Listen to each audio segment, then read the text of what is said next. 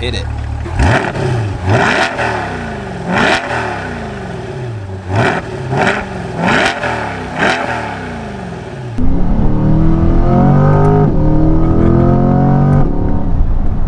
Hey guys, welcome to another episode of Ljs Garage. I am sitting in a 2023 Chevy Corvette. Well, no one says Chevy Corvette. They just say Corvette because this is a Corvette. So forget about the Chevy part. And today I have with me Vas. You guys have seen him before on the channel. So Vas is gonna, yeah, definitely. Yeah. So it's been a minute. The last time we filmed was the M3, which was back in, oh God, it's been like 2.5 years, I feel like. Oh my God, really? No, it hasn't been that long. It's been like 2 years. It kind of feels that way, doesn't it? That's crazy. So Vas welcomed me to Dayton, Ohio, and so he's shown me around, giving me some good spots to film, and really one of my first friends around here. So I'm really appreciative of my time that I get to spend with him and the fact that he gets to share these awesome cars in his collection with me. So yeah, tell us about this. So this is my 2023 Chevy or Chevrolet, C8 Corvette 2LT model, okay. Z51 Mag Ride, which is the adjustable suspension. Deal. I've had now 913 miles on this car since I've had it. So it's pretty young. It's past the break-in, past that time. So I won't feel too bad. No, you can push it today. You'll once we go through the different modes, I think you'll find this car to be very capable. Cool. This is my first new car purchase, and it's my first American, like Chevy. I've never owned an American car. Kind of like we're BMW guys, right? It's funny. My only American car before this Jeep was my C5 actually. But no, I love the Corvette. When I had my 335, and one of my buddies always make fun of me because we went to this Ocean City event and I got beat in a race by a Corvette. It was a C6 and I was like, oh, I can't afford a C6. So I got a C5. So it's great to see someone go from BMW to a Corvette because I feel like it's a reasonable jump when it's like American cars. Definitely. I think you're right. And ironically, you mentioned the C6 joke. My buddy has a cammed C6 Z06 and we did a roll race and I still lost. So it's like in this and I'm like, well, that's kind of what. But anyway, the Z06 is a whole different monster. It's an animal. But this car, it's been like I was used to BMWs, German cars. Had that Porsche Boxster for a while, the Porsche Boxster, and I was at first a little apprehensive about getting a Corvette just from like is it gonna feel as nice? Is it gonna be as nice? But the performance and I think the inside's pretty nice. I'm so far just even the first little sit in this, I'm comfortable, and I feel like I'm not too bougie, and I feel like the materials feel great. So of course it's not going to be some German leather quality from some cow that was fed something great. I don't know what you feed cows, but it's great to me. I mean, I'm not complaining. There's nothing that I feel like I'm like, oh, this could be so much better. It feels pretty premium in here, coming from someone who has had BMWs and other stuff. Like everything's soft. It's not like crunchy.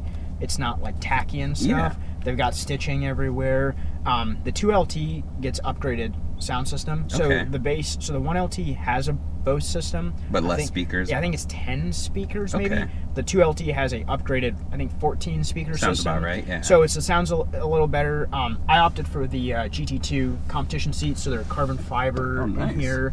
They're still, the best part about them is they are still fully adjustable. So there's some buttons on the side and you can adjust the bullstring. Like everything on the seat is fully adjustable. And you went with the good choice of seat belts. Did the orange seat belts. And some people have said these look kind of tacky, but I kind of like them. I feel like if Porsche does it, people don't say anything. But if Chevy does it, someone's going to bat an eye. I think they look good.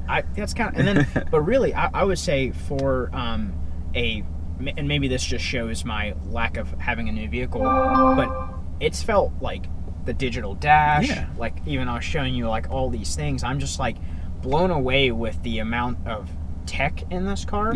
And I'm just not used to that. And it's just the right amount. I mean, we kind of gotten to a point with cars, it's like too much tech can be distracting. In a car like this, it's just giving you the necessities. Like, what do you need to make your everyday commute a little bit better without being a Tesla, where you're just reliant on technology to get you from A to B? This just kind of gives you a little sprinkle of 2022, well, this one 2023, and so you're not going to feel like you're driving a dinosaur, but you still get that whole the feel is there. At least I assume. I'm excited to find out, because it seems like everyone says that this is such a great driving experience. I would say this car is very capable LT2 motor, but 0 to 60 happens in under 3 seconds with this car. Crazy. So even though it's not got 700 horsepower, 600 horsepower, it's still very capable. Oh yeah, big time.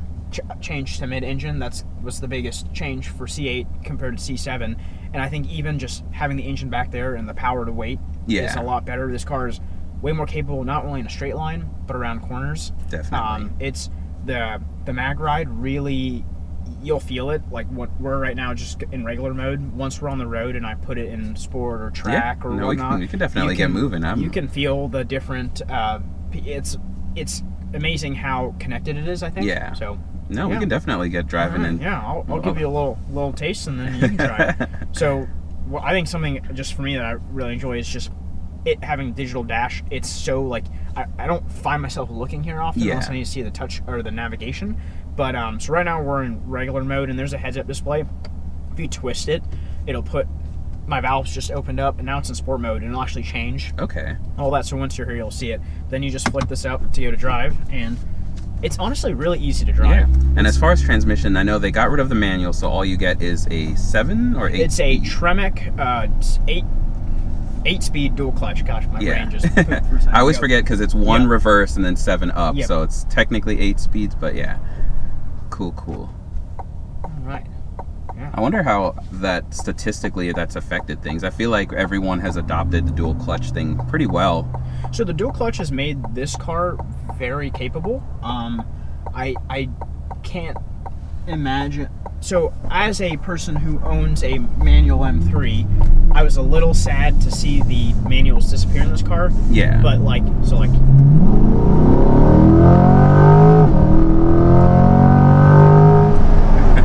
So like to just do that, and I wasn't pressing them. Yeah, it was enough to get the seatbelt working. So yeah, it's pretty capable, I think, and it's going to shift so much faster than if we could shift. Which you lose the authenticity a little, but I mean, when you're on a track and you're trying to take corners real aggressively, I would say this is the way to go. I wonder if most people would even buy this. I know the C5, C6, C7, statistically, no one was buying the manuals. Yeah. Which it's a shame, but it is what it is. Most people just drive these cars to and from and want to enjoy just putting their foot down here in the exhaust, and that's it. That's enough for most people. Yeah. And this car is very quiet, very tame, but when you step on it, it does sound pretty good, I think.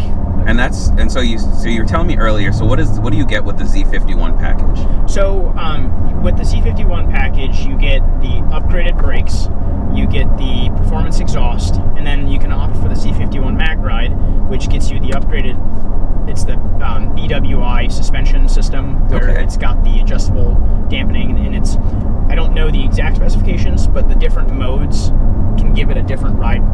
It, like whether it drops it a little or stiffens it up. Makes sense. And it really, I think that's where the bread and butter I think is, and that's a pretty like the Z51 package is about a $6,000 package, and then if you add the mag ride, I think it's another $2,000. Okay, so it's not included. The mag ride's not included. No, you have to get that on top. And then an you option get within an option. Yes, and then you get the rear spoiler, and I have the body color Z51 spoiler. They also have a high wing spoiler. Okay. I couldn't get the high wing spoiler and felt like the high wing spoiler makes so the spoiler's fixed. So if you lift the rear hatch, because there's trunk space back there, you'd have to put your hands over the spoiler to get anything. And I realized that halfway through, I'm like, I don't know if I want to do that. And it would take a little getting used to with the frunk. But most of it's the performance stuff. And then the 2LT is the other,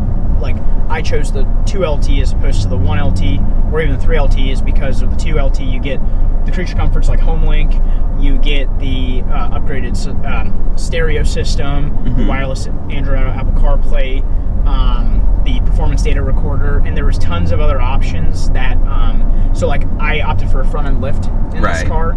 You can't even get that on the 1LT. So even if you want, there was no amount of money. And that's a huge bragging thing with this is we can say 1,000 different GPS points. And yeah, So you can, so I picked this up at the Chevy dealer, and it's programmed when I drive by the Chevy dealer, it'll actually automatically open up and stuff, and I can pre-program points, and it'll determine where I'm at, and yeah, I love it'll lift it up just to before I. So it really smart car overall.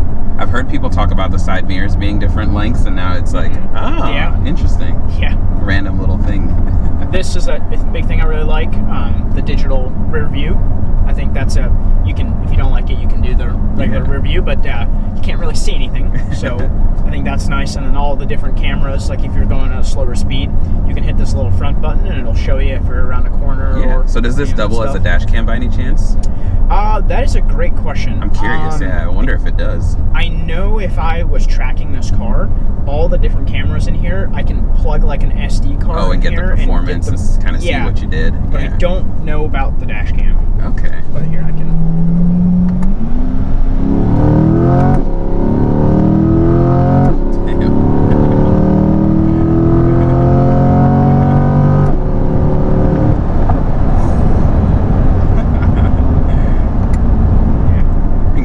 Working hard. No, nothing. I was really in the automated system. I was just pressing it when I, got close to the red line. But because you don't abuse cars, you have fun with them, but you don't abuse them. Yeah, it's pretty capable.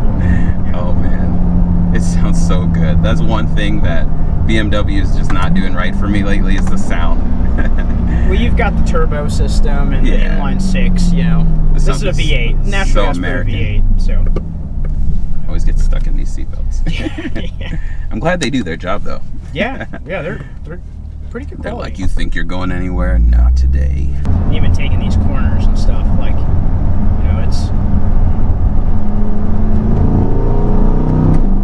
it's pretty effortless when the brakes work well. They do.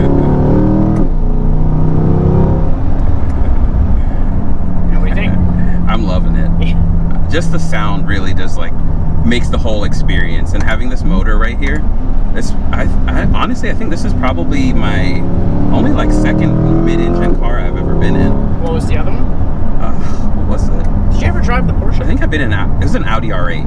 Okay, yeah, those are nice. Did you ever review the Boxster? No, I never did get a chance to do the Boxster. I think I sold it by the time I got it. Yeah. You told me when you finished it, and I was like, oh, I didn't jump on it. The mid-engine, I feel like, is a huge performance change, Yeah. Just how it feels and how it handles.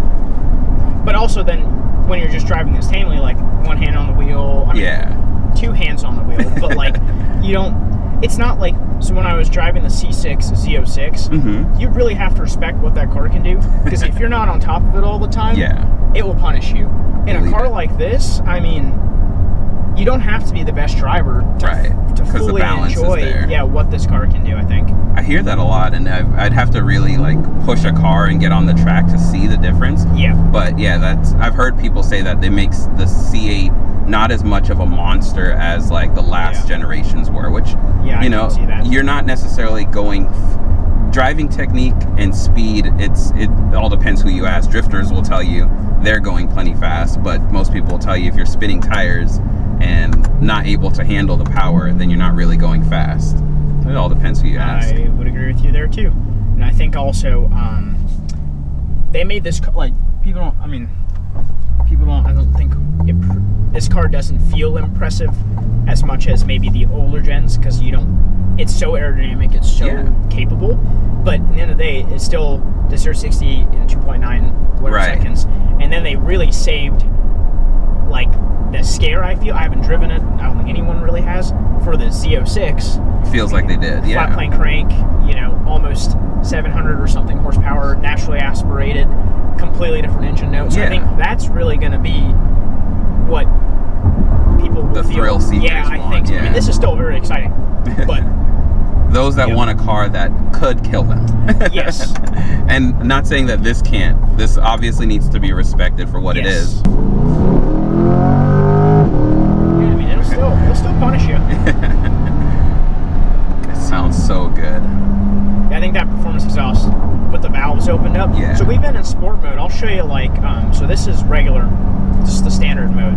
Okay. It'll close back up, and now it's just any other car. Yeah, and it's real smooth. You don't feel as much of the road anymore. It reminds me of like the Grand Sport, like previous generations. Yep. Just a cruiser. Yep. Like you have the V8, but yep, exactly. Or now if I were to put it in Sport, and then now track. So one more twist is a track. Now you saw this thing. It's all doing it on its own. It's way more. I'm not doing anything now. It's doing it all. And you'll feel way more of the car now, I think. Yeah. It's way more responsive, and it's throttle matching and rev matching and all that stuff on its own. And I'm still comfortably driving it one-handed, so going the speed limit, of course. It's been a while since a car has like made me feel so excited. This just the engine looks so good back there. Mm-hmm. You don't even need the dress-up package or whatever it's called. The other thing I really like with it is you get a frunk and you get a trunk. Man, I have to see what those look like in person. I've only seen we can do that when we come. Dude, there's so much. I wouldn't say so much space, but for a sports car, borderline supercar, whatever you want to call it. Because I mean, the Gallardo, the R8, they don't have the rear engine space, right? They've got the frunk. You can probably put a small carry-on. In a car like this, GM's whole thing is it's got to fit golf clubs. This can, quote-unquote, fit 2 full bags of golf clubs back there. 2 of them? Yeah, and fit all your groceries in the front. That's so impressive. Yeah. They know who their audience is. So that's the front lift. You can feel it come down a little. Okay. And this is the thing you can see. Cameras, so if you're at a corner where you can't see very well, as soon as you start driving off, it'll go away. So that's pretty nice. Obviously, the Android Auto, all that is pretty nice. And then you can get all the different like creature comforts and whatnot. But overall, I think it's, and then all the heat and cool. So it's got heat seats, cooled seats. Okay, so it's all right here. We both, so this is mine and that's yours. Nice. And then it's got dual zone climate. That actually makes sense up there. Yeah. A little armrest. Yeah, and you can so like that now. And then this guy, you can feel this like if you twist that. Oh, that's, so and then you see the heads-up display change, and then the valves just opened. Oh, this is a crisp head-up display. Yeah, it's really nice. And then you can twist it again. Where am I? Oh, there we go. Okay, sport, track. So now you're now you're in track. Yep. Ooh, that's not for the road. I'm gonna get in trouble. Yeah, it's still pretty tame, but yeah. And then to put it in drive, you just put the foot on the brake and push that thing up. So, yeah. Ooh. I guess I should start off in. Yeah, you can try the different modes. Weather. Yeah.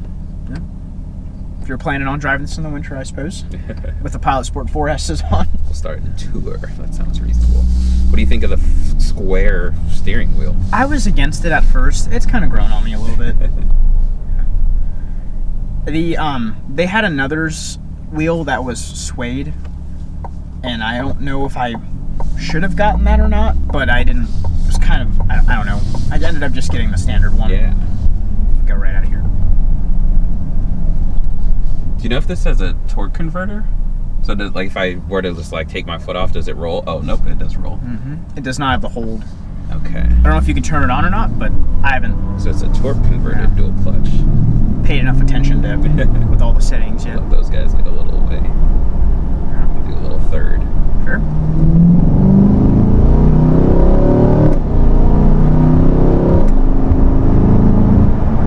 And if you want to fully manually control it, you just press this little M button. Okay. It won't shift up for you. It'll shift down, but it won't shift up. So.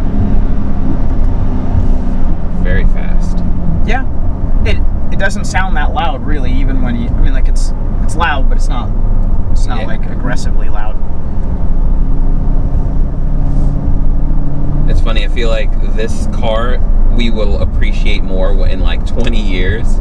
But being younger, like in these type of cars, we're like, oh, this is not as crazy, as aggressive as like it could be. I totally agree with you.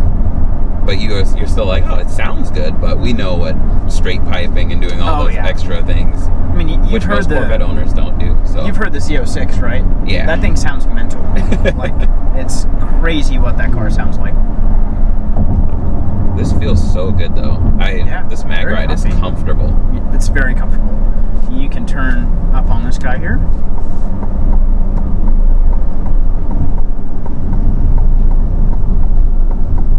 And I think that for me, like, the best part about this so far is, like, also with it being new and the the vehicle warranty and all that being intact, you can push the crap out of it, and if something were to happen, it's like, yeah, better sooner than later. Go take it in and have them figure out what's wrong, as opposed to buying like a used car and not knowing.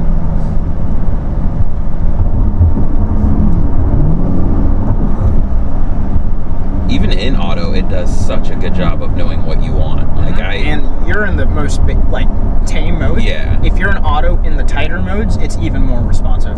Yeah, I'm just like messing with it on purpose to see how it shifts, and it's like okay, try something harder. And now you're in track mode. Yeah.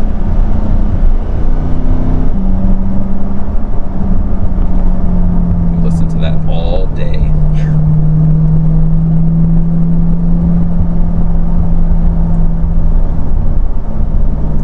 That it's not extremely tiny in here.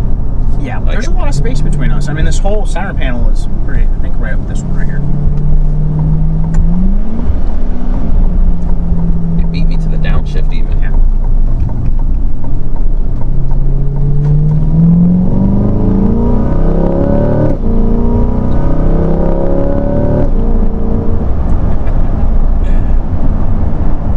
Just the lightest throttle and it's ready to go. I think something I learned with this car is you are often going faster than you think you're going. And a lot of times I look down, I'm like, it doesn't even feel like I'm actually going that fast. Yeah, and you are. Cozy and comfy. Oh, yeah. I think this would be a decent road trip car. I mean, I think it's pretty comfortable enough even to just take it on the highway.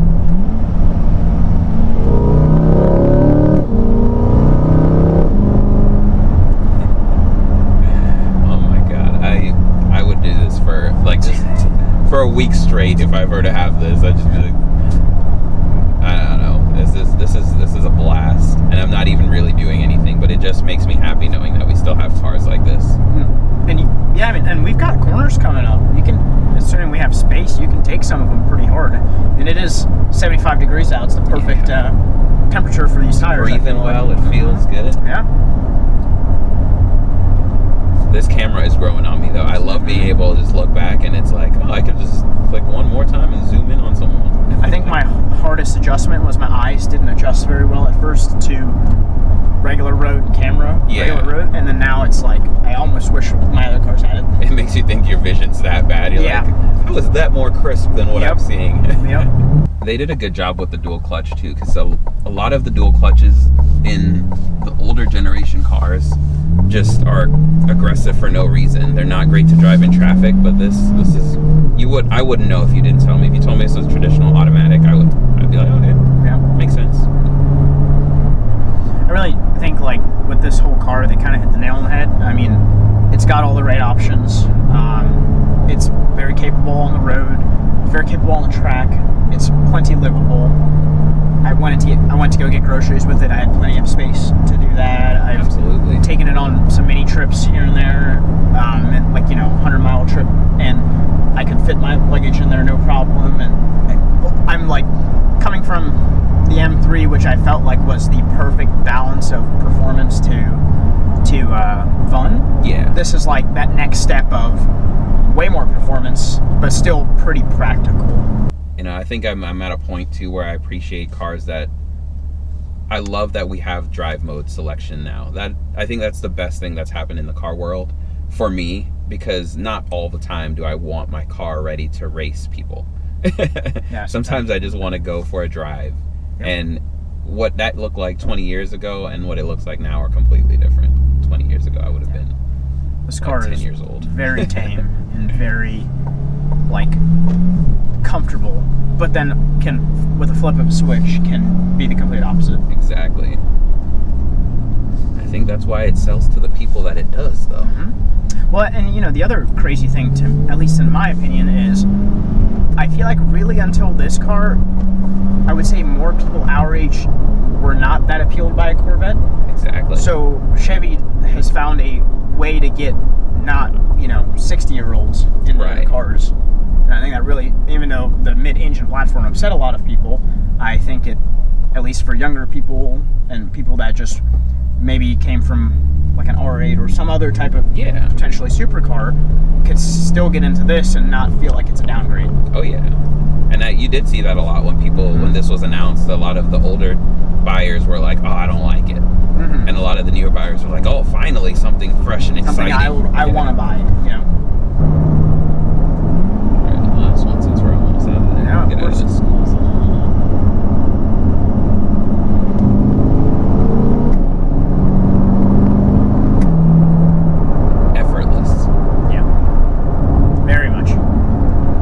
Steering is still really nice. The square steering wheel takes a little bit to get used to, but it doesn't take away from anything. At least not street driving. Yep, I agree. Man, but this was a blast. And for those of you that don't know, like I said, Vas has his own YouTube channel, and he does a lot, and he's going to have more videos now that we've talked about it. I've inspired him to go to editing. Yes, yes. And so if you guys want to go check out his channel, where can they find you? So you can find me at Vas_Cars, but Cars is with a K because my last name starts with a K. When I thought about it, I thought it sounded cool. Yeah, I will put that somewhere here. But yeah, that's pretty much Sweet. Well, I appreciate you. This was a blast, and like I said, it's a nice break from doing the everyday, ordinary cars. Even though some would say this is still that, I think this thing is far from ordinary. I think the C8 deserves all the love and hype that it gets. And it's truly fantastic. So I'm happy, and I appreciate and thank you for sharing this with me. I'm glad you enjoyed it, and I'm coming from somebody who's got a pretty capable vehicle. It's nice to get your perspective on what you think about it. So thanks again, my friend. Yeah. See you guys next time.